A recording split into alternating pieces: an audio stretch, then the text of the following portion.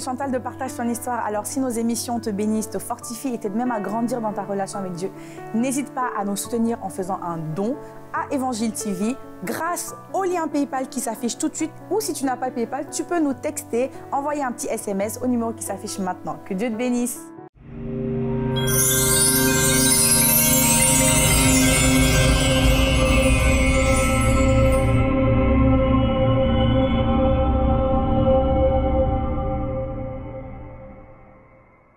Bonjour et bienvenue dans notre émission Partage ton histoire. Aujourd'hui, nous recevons Jonathan. Et au travers de son témoignage, de son histoire, vous allez vous rendre compte que peu importe l'enfance que vous avez vécue, peu importe, même si vous n'avez pas vécu de grandes choses comme avoir braqué une banque, avoir volé, avoir été un bandit, vraiment vendre de la drogue, en tout cas ce que nous on appelle dans le milieu chrétien des grands témoignages, Dieu a quand même un appel sur vos vies. Dieu a quand même une grande destinée pour chacun d'entre nous. Et au travers de son témoignage, vous allez découvrir quel est l'appel et la grandeur de l'appel que Dieu a mis dans sa vie.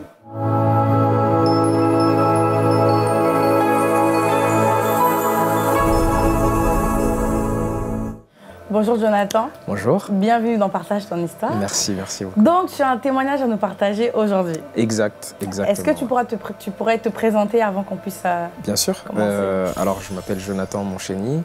Je suis issu d'une grande fratrie de 9 enfants, si je me souviens. Il me semble. Waouh. On est beaucoup. Des fois j'oublie carrément. Ah ouais. Il me semble qu'on est 9. Qu'est-ce que je peux dire? Tu habites en Ile-de-France. J'habite en Ile-de-France. Tu fais quoi? Tu as une église? Oui, bien sûr, et du coup, bien sûr. Tu fais quoi dans ton église? Alors, je prie à l'Assemblée messianique La Parole Vivante à Viry-Châtillon, conduite d'ailleurs par mon père, l'apôtre Rémi Monchény. Dans cette assemblée, je sers en tant que conducteur de louanges. D'accord. Et également en tant que prédicateur. Amen. Et voilà. Ok. Bah, du coup, Jonathan, comment commence ton histoire, ton témoignage? Alors, mon histoire commence, je pense qu'elle commence le jour de ma naissance, déjà, dans un premier temps. Alors, ce qui se passe, c'est que j'ai grandi, comme je t'ai dit, finalement, dans une famille chrétienne. À l'époque, nous étions dans une autre assemblée dans laquelle mon père servait. Et à partir du moment où il a été appelé au ministère et il a été consacré justement à ce ministère, on a quitté cette assemblée pour que lui seul, pour que Dieu puisse, au travers de mon père, commencer l'œuvre. Voilà, exactement, commencer l'œuvre. Donc à partir de là, on a commencé l'œuvre, mais finalement, j'ai toujours été plongé dans les choses de l'Église, j'ai toujours été plongé dans le service, j'ai toujours été plongé dans l'intercession, la prière, etc. Tout ce qui a un rapport avec Dieu. Exactement, en tout cas. Tout ce qui a trait finalement avec l'Église, j'y ai toujours été plongé. Donc avec le temps, en grandissant, comme tu disais, il y a ce phénomène où on va finalement qualifier en fait les grands événements d'une vie ou les grandes choses qu'on va pouvoir vivre entre guillemets comme étant des grands témoignages. Et je me suis rendu compte moi que le temps avançait, mais j'avais pas forcément vécu moi de grands témoignages, tu vois. Du moins j'avais pas vécu de très gros événements qui pouvaient marquer ma vie ou du moins mon enfance. Et du coup être synonyme d'un avant et un après, tu vois. Par exemple, il y a cette histoire dans la Bible de Anne qui était rendue stérile par Dieu et qui devait faire face à sa rivale Pénina. Et je pense que c'était une certaine, on peut le dire, c'était une grosse épreuve finalement de devoir traverser cette stérilité, de devoir prier Dieu, chercher Dieu. En voyant exactement, qui multiplie les grossesses. Exactement, face à Pénina qui elle, l'humiliait, etc. etc. Et chercher Dieu, elle continuait à chercher Dieu jusqu'à ce que Dieu puisse l'exaucer et lui donner Samuel. Alors moi finalement dans mon enfance, je me suis rendu compte que je pense que Dieu m'appelle à quelque chose, Dieu m'appelle à le servir, que ce soit dans le chant ou autre chose, mais j'ai pas vécu de grandes choses. Donc est-ce que je suis à la hauteur finalement?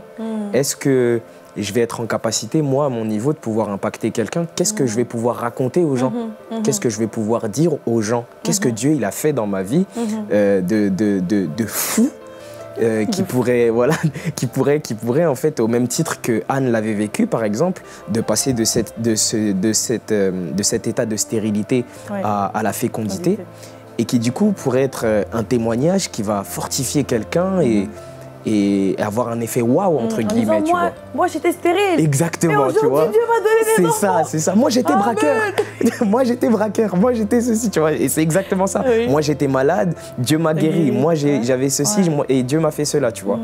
Et pour ne pas arranger les choses, en fait, c'est que, comme je te disais, je suis fils de pasteur, du coup, en plus, alors là. donc il y a forcément plein de serviteurs de Dieu qui passent à la maison, que tu côtoies, avec qui tu discutes, et qui eux te racontent leur vécu. J'ai dormi, j'ai vécu en tant que sans-abri pendant des années. J'avais pas de quoi manger, j'avais pas de finances. Enfin, tout plein d'histoires comme ça, de témoignages qui me sont venus. Et un jour, je me suis posé, je me suis dit, mais Joe, qu'est-ce que tu vas faire? Toi, t'as rien, t'as rien. Qu'est-ce que t'as vécu? T'as vécu quoi? Alors, en fait, j'ai été plongé dans les choses de l'Église très tôt. Et Dieu merci, j'ai jamais manqué de quoi que ce soit. Amen. Tu vois, j'ai jamais manqué de quoi que ce soit. Mes parents faisaient toujours le nécessaire pour qu'avec mes frères, on ne manque de rien. Donc j'ai vraiment, avec humilité, le sentiment d'avoir eu une belle enfance. Amen. Tu vois. Et du coup, en fait, ça a créé finalement, enfin, je me rendais compte que ça créait comme un complexe, dans le sens où je me disais, je pense pas que à côté de ces serviteurs qui ont vécu toutes ces choses, et qui du coup ont quelque chose à raconter finalement, bah, je pense pas qu'aujourd'hui je sois assez bien moi assez qualifié finalement pour être le canal par lequel Dieu passerait pour édifier une personne, pour encourager une personne, tu vois. Et je me souviens que j'avais, pendant quelques jours, j'avais cet état d'esprit-là, un petit peu, enfin je dirais pas dépressif, mais presque, parce que quand même, je pense que c'était un moment qui avait quand même impacté même ma manière de servir à l'église. Je me disais, mais en vrai, je suis pas assez bien pour faire ça. Et au fur et à mesure du temps, je me souviens avoir eu une discussion avec un serviteur de mon assemblée, justement. Et ce jour-là, je me suis livré, en fait. Je lui ai dit, mais regarde-toi, par exemple, t'as vécu la maladie. Aujourd'hui, Dieu t'a guéri. T'as des choses à raconter. Moi, j'ai toujours été calme, finalement. J'ai pas fait de grosses bêtises, tu vois. J'ai rien fait de très complexe. Donc, qu'est-ce que je vais pouvoir avoir à raconter? Et je me souviens qu'au travers de ces mots, en fait, il m'a fait comprendre que même s'il y a des personnes qui ont vécu des choses qu'on peut qualifier de grands témoignages. Tu as été Anne. Voilà, exactement. Et voilà, exactement. Tu sais quoi? Même s'il a fallu une Anne pour vivre un grand miracle, il a aussi fallu un Samuel qui ne va pas forcément vivre de gros événements, quand bien même il découle, lui, d'un gros événement, d'un gros combat que sa mère a dû vivre.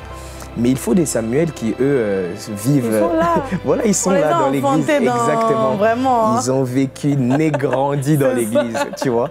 Et je me suis rendu compte, finalement, à partir de là, qu'il n'y avait pas forcément de complexe à avoir. Exactement.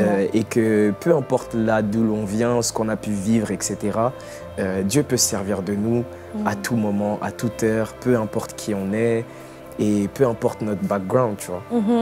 Et ça m'avait vraiment fortifié. Et à partir de là, même, je pense que même ma manière de servir Dieu a changé.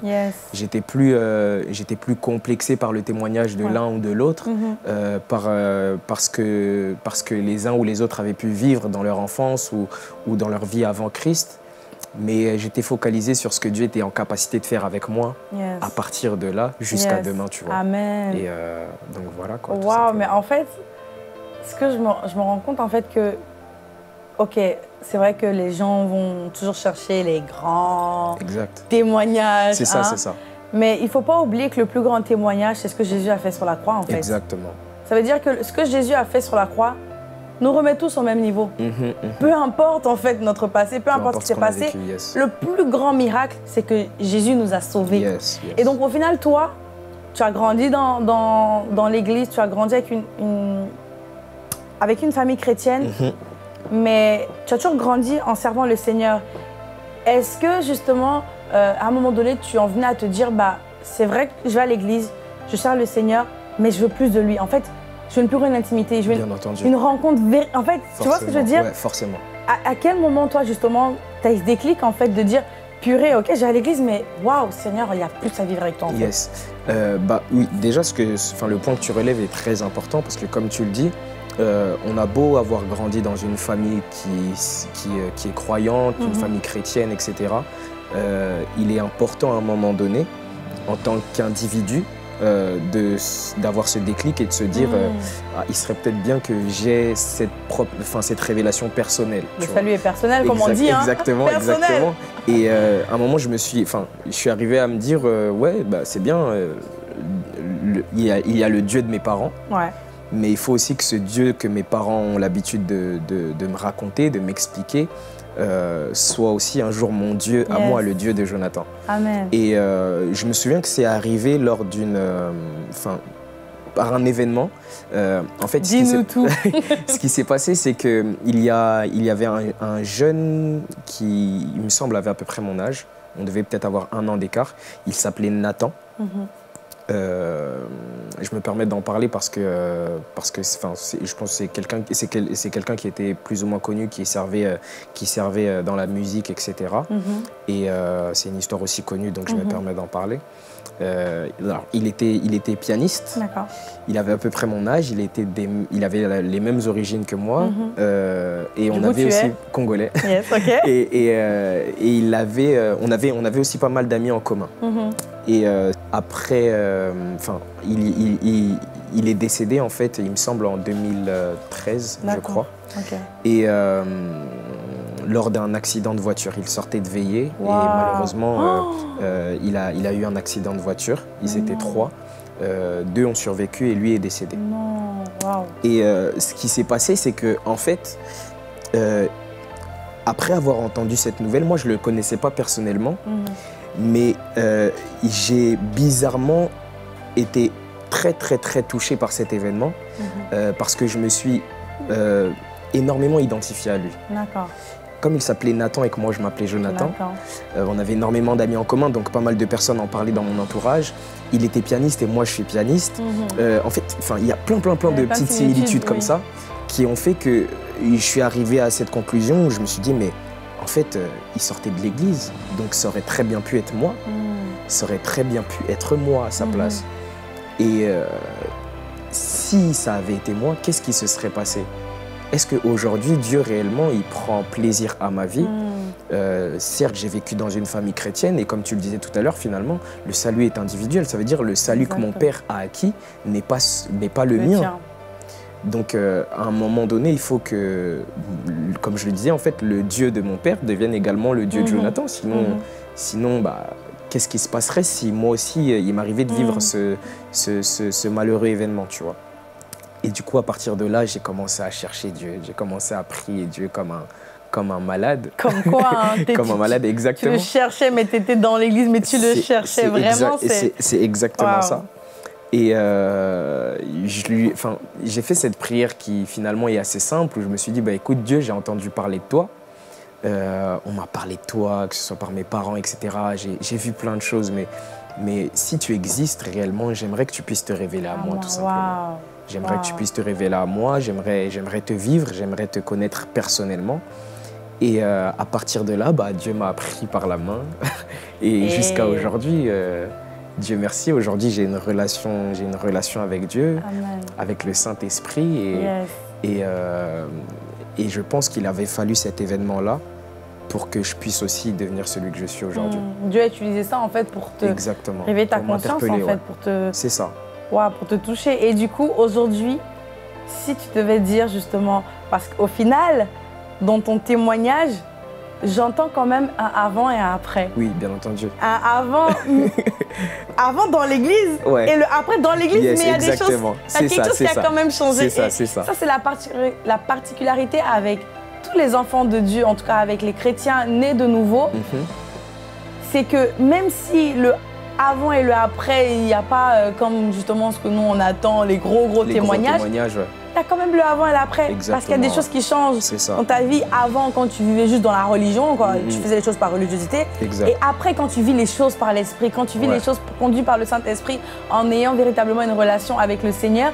Et du coup, dans ce avant-après, qu'est-ce que tu peux dire justement de quelle a été la particularité, en tout cas les choses qui ont changé, peut-être même dans ta manière de penser, dans ta manière de voir les choses, parce que Dieu ne vient pas seulement délivrer les bandits, les homosexuels ou voilà, les voleurs, les menteurs. C'est sûr. Même dans notre manière de penser, moi j'ai déjà reçu ici des personnes qui, ils n'étaient pas bandits, hein, mais ils n'avaient plus d'espoir. Yes. Ils n'avaient pas d'espoir en l'avenir, et Dieu vient même redonner de l'espoir, en fait, tu vois. C'est-à-dire que même dans notre manière parfois de penser, on pense, mais de manière erronée. Exact. Et Dieu vient restaurer ça, et c'est déjà un grand miracle. Yes, et toi, en fait, dans ton témoignage, qu'est-ce qui a changé après que tu sois véritablement né de nouveau? Ça veut dire, peut-être pas dans ce que tu faisais de tous les jours aller à l'église, jouer, etc., mais peut-être au-dedans de toi, dans ton estime, dans ta manière de penser ou autre. Je pense que le plus gros changement que ça a pu m'apporter, tout ça, c'est ma capacité à concevoir ma relation avec le Saint-Esprit. Wow, yes. En fait, j'étais loin de capter que le Saint-Esprit était une personne avec qui on pouvait communiquer. J'étais loin de pouvoir saisir même que le Saint-Esprit avait de l'humour. Ah oui, tu vois, tu fais bien de le dire là. J'étais loin de capter que le Saint-Esprit était une personne avec qui je pouvais parler, à qui je pouvais me confier. Et qui, au même titre que je suis en train de discuter avec toi, je peux discuter également avec lui, tu vois. Et du coup, je pense que ça a changé ma vie chrétienne. Amen. Et ma vie tout simplement, dans le sens où avant cela, je ne l'envisageais pas du tout de cette manière-là. Et je pense que lorsque je faisais cette prière, justement, révèle-toi à moi, et bah, c'est de cette manière-là qu'il s'est révélé. Et ça a changé ma vie tout simplement. Amen. Ça a changé ma vie. Amen. Bah oui, en fait, de savoir que le Saint-Esprit est réellement une personne. Exact. Bah, en fait, ça change toute ta vie. En fait, je suis arrivé à une conclusion où je me suis dit que si un chrétien n'arrive pas à vivre, du moins cette portée-là de sa vie chrétienne, je dirais pas qu'il n'est pas chrétien, mais, vas-y, avance. mais en fait, je peux comprendre que sa vie chrétienne est fade et platonique. Oui, oui. Tu vois. Oui. Parce que le Saint-Esprit, justement, viendra ajouter de la saveur, viendra te faire comprendre certaines choses que... Enfin, en fait, la Bible dit que le Saint-Esprit parle de Christ. Il détient en fait toutes les informations au sujet de Christ. Il vient nous rappeler, nous enseigner sur Christ et sur les paroles que Christ avait transmises à ses apôtres. Donc, si finalement, il y a cette parole qu'on a l'habitude de dire que le seul moyen d'aller au Père, c'est Jésus. Moi, j'ai l'habitude de dire que le seul moyen d'aller à Christ, c'est le Saint-Esprit. Yeah. Tu vois, parce que finalement, c'est le meilleur moyen, le meilleur enseignant qu'on a aujourd'hui, à l'heure actuelle, afin de pouvoir vivre toutes les choses finalement qu'on a envie de vivre et qui sont en lien avec Christ, en fait. Oui, non, mais de toute façon, c'est tellement logique parce que si le seul moyen pour aller au Père, c'est Jésus, et que le seul moyen d'aller à Jésus, c'est le Saint-Esprit, bah, le seul moyen quelque part d'aller au Père, c'est le Saint-Esprit, parce que c'est lui qui va nous révéler. Et en plus, quand on comprend la Sainte Trinité, on comprend que, bah, en fait, l'Esprit qui sont toutes choses, c'est l'Esprit de Dieu, en fait. Donc, au final, c'est vrai qu'il y a des personnes, justement, qui vont se convertir, qui vont faire cette expérience à un moment donné, mais quand ils n'ont pas la révélation, en fait, justement, de qui est l'Esprit de Dieu, bah, ils ne pourront pas aller aussi loin que ça, parce qu'il y a des choses, en fait, qui ne peuvent... En fait, tu ne peux juste pas comprendre avec ton intelligence. Si le Saint-Esprit ne te le révèle pas et ne te le montre pas, tu ne pourras tout simplement pas comprendre. Mais en tout cas, vraiment, gloire à Dieu. Merci beaucoup pour ce témoignage. Et si justement tu avais quelque chose à dire à toutes les personnes qui sont dans la même situation que toi à l'époque, qu'est-ce que tu pourrais leur dire? Ça veut dire qu'ils sont là, ils sont nés dans une famille chrétienne avec... est-ce que tu as quelque chose à leur dire? Est-ce que toi, tu aurais aimé entendre quelque chose à l'époque si tu étais... Justement, ce que j'aurais aimé entendre à l'époque, c'est les mots que ce serviteur de Dieu m'a dit et qui m'ont vraiment fortifié, qui ont changé ma manière de concevoir les choses, qui sont tout simplement que... Alors effectivement, il y a certaines personnes qui, pour X ou Y raison, dans la souveraineté de Dieu, sont appelées à vivre certains événements, certaines situations difficiles. Mais Dieu permet également que d'autres puissent grandir dans une certaine paix, dans un certain confort, entre guillemets. Mais en cela, il ne leur retire pas leur appel. C'est pas l'événement ou du moins la difficulté de ce que l'on vit qui va qualifier une personne, mais c'est plutôt ce que Dieu va déposer en nous et c'est Dieu lui-même finalement qui va qualifier en fait la personne qu'il appelle. Donc je pense qu'il y a plus de crédit à accorder à ce que Dieu est en capacité à faire avec nous, de faire avec nous, plutôt qu'à ce qu'on a pu vivre et à nos propres expériences. Donc voilà, je pense que si je peux finir sur ça, je dirais que soyez plutôt focalisés sur ce que Dieu peut faire avec vous, sur ce que Dieu peut accomplir de grand avec vous.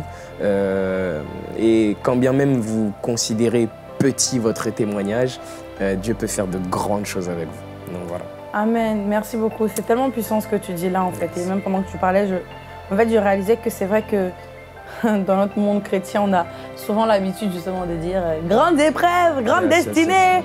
Mais ça, c'est pas ce que Dieu dit dans la parole. Exactement. Ça, c'est ce qu'on dit pour se rassurer et pour se rassurer nous-mêmes parce qu'on est en train de vivre des choses difficiles à notre niveau.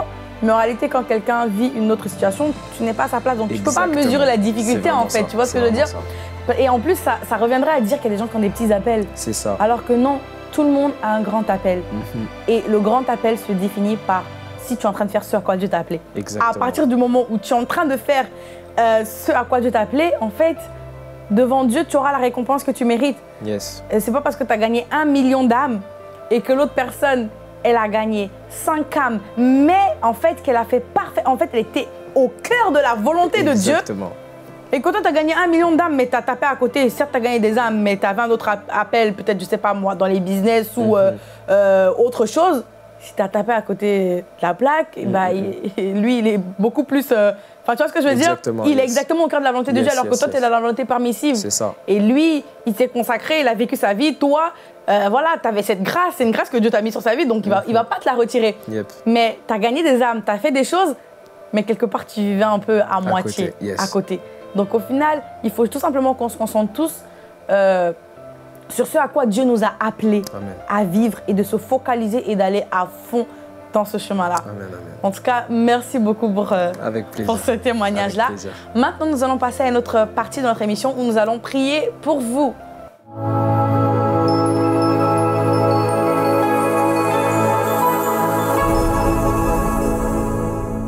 Alléluia.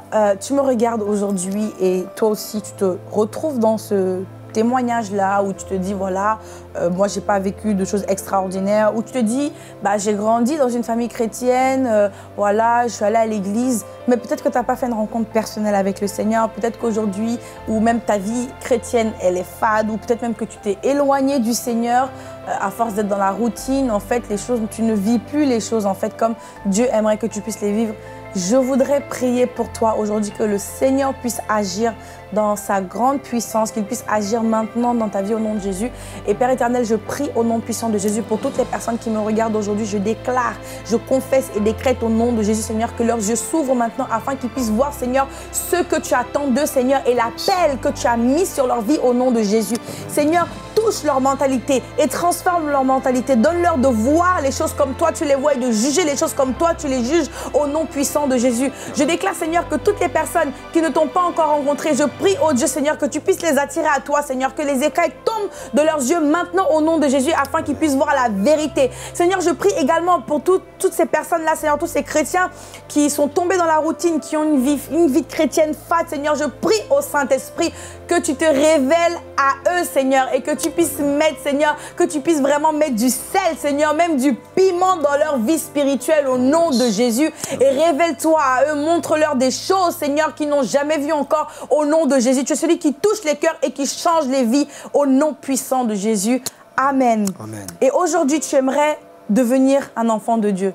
Tu as compris que le salut était personnel et tu veux véritablement le rencontrer. J'aimerais t'accompagner et faire cette prière avec toi. La Bible va dire que si tu confesses le Seigneur Jésus de ta bouche et que tu crois dans ton cœur que Dieu l'a ressuscité d'entre les morts, alors tu seras sauvé. Si aujourd'hui, tu as peut-être cru en Jésus, tu crois que Dieu existe, mais la croyance ne suffit pas, il faut véritablement avoir une foi. Il faut avoir foi en lui. Et aujourd'hui, tu peux décider de naître de nouveau, de faire partie de la famille de Dieu. Il y a encore plein de places dans la famille de Dieu. Tu peux faire partie de la famille de Dieu. Et aujourd'hui, Dieu veut effacer tes péchés. Tu vas tout simplement fermer les yeux et faire cette prière. Tu vas répéter après moi à haute voix et tu vas croire dans ton cœur ce que tu déclares. Et tu vas dire, Seigneur Jésus, aujourd'hui, je m'attends à toi. Je m'abandonne totalement entre tes mains. Je crois que tu es le Fils de Dieu et que tu es mort pour mes péchés. Je crois aussi que Dieu t'a ressuscité d'entre les morts. Aujourd'hui, je t'ouvre mon cœur. Je te reçois et je t'accepte comme mon Seigneur et mon Sauveur personnel. Merci parce que mes yeux sont ouverts. Merci parce que je deviens ton enfant aujourd'hui. Et tous mes péchés sont effacés. Je recommence à zéro avec toi. Merci pour ton amour. Au nom de Jésus. Amen. Amen. Gloire à Dieu. Bravo et félicitations. Nous t'acclamons. Si tu as fait cette prière, laisse-moi te dire que ta vie ne sera plus jamais la même. Parle à ton Dieu. C'est ton Père, c'est un ami, c'est un confident. Tu n'as pas besoin de répéter des prières que tu as déjà apprises. Parle-lui avec ton cœur. Dieu voit ton cœur. Parle-lui de manière sincère. Et Dieu, tu vas voir le travail qu'il va faire en toi. Tu vas voir ce qu'il va faire. Il va changer des choses. En fait, tu vas vivre ta best life avec le Seigneur, je te le dis. Et en tout cas, merci d'avoir suivi cette émission. Merci à toi, Jonathan. Avec plaisir. Merci pour l'invitation. Alléluia, gloire à Dieu. Merci d'avoir suivi du début à la fin. Si cette vidéo vous a béni, ce témoignage vous a béni, n'hésitez pas à le partager autour de vous et à le partager à toutes les personnes à qui ça va vraiment parler. Vous sentez que ce témoignage va les parler. Partagez ce témoignage-là. Et si vous voulez vous aussi partager votre témoignage, n'hésitez pas à me contacter sur ma page Instagram. Partage ton histoire et on se dit à bientôt pour un autre témoignage dans Partage ton histoire.